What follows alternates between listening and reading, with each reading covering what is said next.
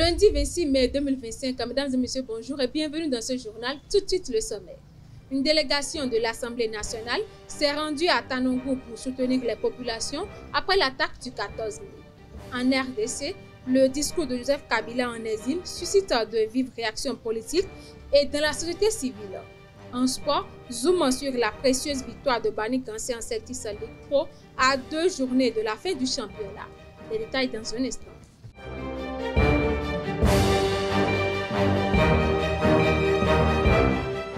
Rebonjour chers fidèles internautes. Conduite par le premier vice-président Barthélémy Daroga Kassa, une délégation parlementaire a visité Tanongo, touchée par une attaque terroriste le 14 mai dernier. Elle y a exprimé la solidarité des autorités et réaffirmé l'engagement de l'État face à l'insécurité. Les populations déplacées, déterminées à regagner leur village, appellent à un appui logistique pour faciliter leur retour. Le président de l'Assemblée nationale, Louis Vlavonou, et les membres de la conférence des présidents ont visité le chantier du futur siège du Parlement à Porto-Novo ce mercredi 21 mai. À ce jour, les travaux affichent 64% d'exécution physique et devraient atteindre l'étape du tout couvert d'ici décembre. Les parlementaires appellent à la mobilisation des ressources restantes pour respecter l'échéance de livraison en avril 2026.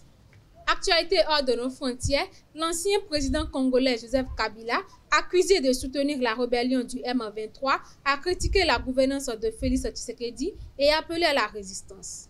En réponse, le pouvoir et plusieurs ONG dénoncent les scandales, la corruption et les échecs de ces 18 années au pouvoir.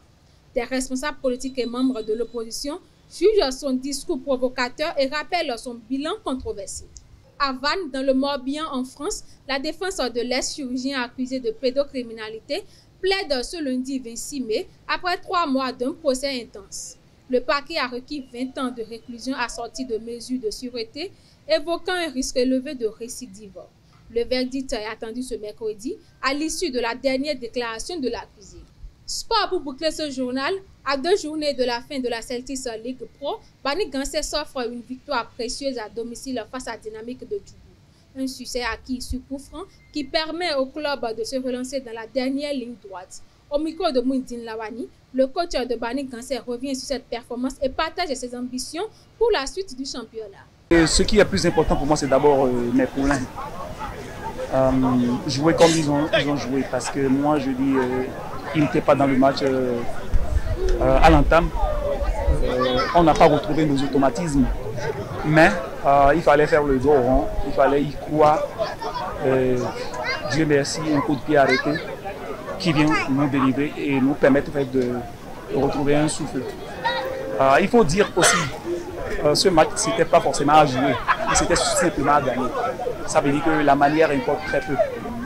C'est un état d'esprit qu'il faut garder jusqu'à la dernière seconde de la dernière journée.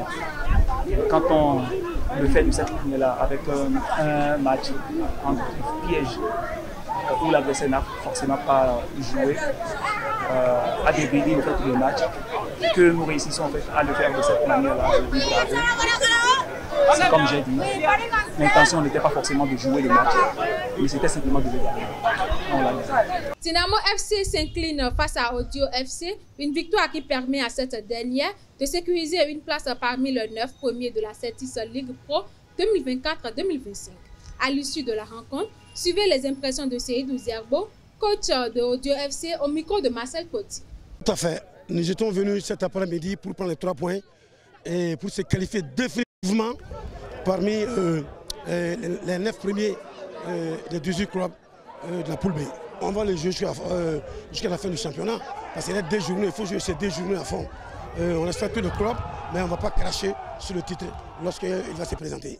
D'abord, on va savourer cette victoire, et pour le match à domicile, il faut qu'on soit plus encore appliqué, plus déterminé, plus engagé que cet après-midi. La RS Berkane s'est adjugée la Coupe de la Confédération CAF 2024-2025 malgré une rude opposition du Simba SC ce dimanche 25 mai. Battus 2-0 à l'aller, les Tanzaniens ont ouvert le score tôt et dominé une grande partie du match avant d'être réduits à 10. Une erreur défensive en fin de rencontre a permis aux Marocains d'égaliser et de décrocher leur 3e titre continental. C'est tout pour ce journal. Merci d'être resté avec nous. À très bientôt.